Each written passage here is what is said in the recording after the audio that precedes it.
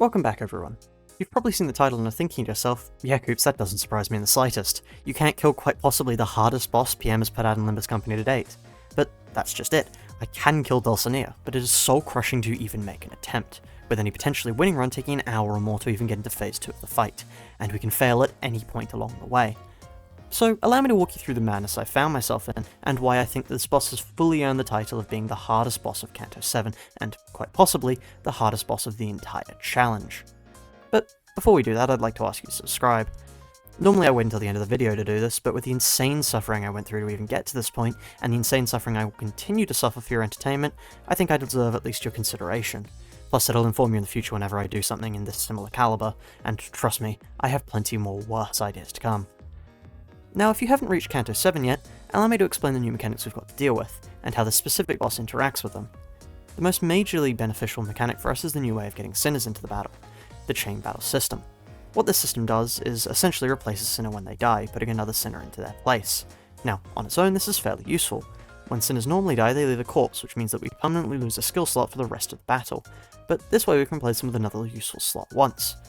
However, this only gives us one additional sinner death per slot, which isn't really useful. Or does it? You see, chain battles mechanics are relatively unknown because outside of a challenge like this, who actually has their sinners die? And thanks to this battle I can answer that question for you all. It's me. I'm the one who actually has their sinners die. So with that experience I'm perfectly placed to experiment with chain battles, and I can tell you, no, it doesn't only give us one additional sinner death per slot. In fact, normal battle mechanics seem not to apply at all. For some strange reason I can't quite explain, sinner slots are entirely wiped when a sinner dies. So we can channel every sinner slot available to us into one, allowing us to essentially solo a boss. But which sinner are we going to use this for? Well, to decide that we need to cover what Dulcinea actually does as a boss. Welcome, it's time to show you the inferno I found myself in. Firstly, I'd like to explain what Dulcinea's normal mechanics are supposed to be, and how you're supposed to beat her in a normal game, because even then she's not really a pushover, definitely being a potential candidate for the hardest boss of the game so far. Initially, she starts the fight with enough protection to prevent her from taking almost any reasonable damage. However, she loses a single counter every time you kill one of her adds, entirely destroying her shield and staggering her when they're all gone. This is, in my opinion, still the first phase of the fight.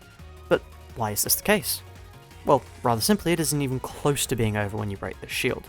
Once you've broken a shield, she begins to summon 2 additional units every time she recovers from being staggered. These units feed into an additional mechanic of hers, the Imperfect Parade. Imperfect Parade is a status that goes up on Dulcinea by 2 every time a blood bag dies, and by 3 every time a blood fiend dies. She occasionally uses a mass attack due to this, consuming all the status in the process.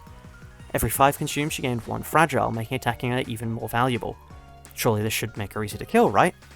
If she inflicts fragile on herself, she should be eventually able to deal insane amounts of damage per turn, easily pushing through the latter stage of the fight. And sadly, this isn't the case for a few reasons. Firstly, ignoring all of the mechanics for now, Dulcinea has a ton of health, at 2,725. This makes the fragile necessary to even get her close to being possible to kill. For reference, my best run as of writing this had 8 entire fragile on Dulcinea before she killed all of my sinners. But as you'll know from Backcliff, this is only the beginning of our difficulties. Mass health is an issue on its own, it would simply be tedious. No, what makes this insane amount of health truly punishing is the fact that Dulcinea never gets easy to kill. Whilst for Backcliff we had the phase 2 sink and reprieve to save us, Dulcinea doesn't ever get easier like this. In actuality, she only ever gets harder to deal with. It's time to talk about the 2 mechanics that make the length of this fight miserable. And those 2 mechanics are Unbreakable Coins and Bleed. If you haven't heard of Unbreakable Coins by now, well, you're luckier than I am, honestly. Unbreakable Coins are red, and rather than being removed upon losing a clash like literally every other coin in the game, they stick around. Even without knowing much about Limbus Company, you should be able to see why this is a bit of an issue. Unavoidable damage, other than in a way we get around to when we stop explaining Dulcinea herself, is not a fun mechanic to deal with, even when you're able to use characters that aren't made of paper mache like we're forced to. Now, for more Limbus Company specific reasons, these are worse than simply not being able to avoid some damage. These unbreakable, unavoidable coins can still stun our sinners and apply status effects to them. This means that, unless we come up with a way to avoid these unbreakable coins, we're going to need a way to heal, as you're supposed to be forced to do in a standard encounter with this boss. There's only one base ID that can heal themselves, but we'll get back to them later. What's so bad about Bleed? Well, other than the fact that it deals a lot of damage by itself, the difficulty comes from how it's applied in this fight specifically, and the fact that once it's there we can do nothing to get rid of it without simply tanking. The unique mechanic I'm talking about here is Blooming, Bloodwoven, and Blood Molded Thorns. All these status function fundamentally the same, applying bleed to whoever hits the person who has the status. However, they differ in the specifics of their mechanics and where they appear, so let's get into that now. Blooming Thorns appears on Dulcinea at the start of the fight, and on her allies throughout the entire fight. It's the simplest of all, applying bleed equal to the count halved. Seeing as all thorns can only ever go up to a maximum of 10, this is capped at 5 bleed per hit. Now, alone we can begin to see issues forming. 5 bleed potency per hit is worrying itself, as with only one base and able to heal, we've got issues with long-term stability. But things get even worse when you realise the fact that almost every attack that our enemies use inflicts count, effectively scaling the amount of damage we take from these thorns. This is compounded further by the Unbreakable coins that Dulcinea has, meaning that we're effectively forced to use an ID that can evade, so we don't immediately burst to stacking bleed later on in the fight. But what about the unique mechanics of Bloodwoven and Moulded? Well, Bloodwoven appears when Dulcinea reaches 66% HP, providing buffs as well as inflicting more bleed on hit. Specifically, it gives Dulcinea up to 3 offense levels more than she should have, causes her attacks to inflict 1 more bleed potency and count, and allows her buffing moves to give 1 clash power up, in addition to the offense level that's already given. This is made worse by Blood Molded Thorns, doubling the buffs from Bloodwoven Thorns. So how are you supposed to actually deal with this when you're not limited to only base IDs? Well, for a start, you're supposed to be able to actually heal during this fight. Now, I can already see the comments calling me out and claiming, I beat this fight without using Fluid Sac, what do you mean you need healing? And yeah, alright, but did you use Lantern Dawn? I'm not doubting that some people have done this fight without healing, but this is where the second important thing that you're supposed to be able to do in this fight comes in. You're supposed to be able to actually deal damage. Both major mechanics of this fight, Dulcinea's massive health pools and adds you need to kill, rely on the damage you're supposed to be dealing to balance out themselves. Can you see the issue here? Even our best damage dealers, Otis and Ryoshu, can't deal enough damage to ignore the next biggest issue that I mentioned earlier. There are no base egos that heal others, and there's only one that heals the user, and that's base Dom's La Sangre de Sancho. This ego heals Dom for 50% of the HP delta up to 4, as well as healing us for a grand total of 3 HP per hit on target that has bleed, as a passive that you get from using the ego. This makes hitting a target with 4 thorns actually get a net negative on HP, unless you're hitting Dulcinea multiple times per turn with one of the 2 later thorns. There is, however, one more source of healing we can get in this fight, and that healing is Base Grogu's passive ability, giving us immense 5 HP per turn. But there's really nothing else we can do other than solo with Don. If we play it properly, we can heal just enough from hitting Dulcinea when it's Don alone to make up for lost HP.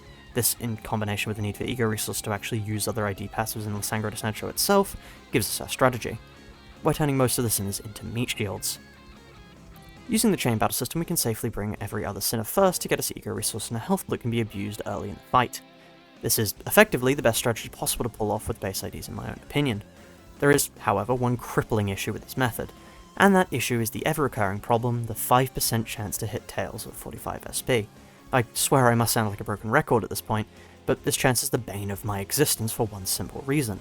The ID we're forced to solo with, based on, gains most of her power and skills by hitting heads. She clashes well, but her base clashing value is so low that she'll lose every clash if she hits Tails. As well as this, both her skill 1 and skill 2 have 1 coin each, meaning that hitting this 55% chance is crippling. This 5% chance has genuinely ruined me, ending the best run that we've gotten so far, throwing an hour away in a single flip. And the worst part is, we've only just reached the second phase in that attempt. Any run, no matter how far it gets, is only 1 failed coin flip away from dying entirely. Now, am I going to give up? Fuck no, I'm not. I've not gotten this far to lose now. Like I said against Backcliff, and at this rate I'll say against every second boss in a Kanto from now on it seems, what's the point in giving up a challenge run when it gets hard? I know this boss is beatable, and in a way that's the worst part. We're stuck, going through the longest boss that the Ruina has seen to date, and I can't even mitigate the worst part of it. But with all that said, the video will be ending here. Due to issues on my end, I currently don't have access to the membership list, but thank you to everyone who has joined. You're responsible for funding these videos, for better or for worse, and I couldn't do it without you. The same goes for any of you who have subscribed. It genuinely does mean the world to me to see so many people enjoying these videos, and at this rate we may even hit 1,000 subscribers by the end of the month. So if you haven't already, please do subscribe to see more of my suffering when it eventually inevitably happens, and goodbye for now. Have a good one, everyone.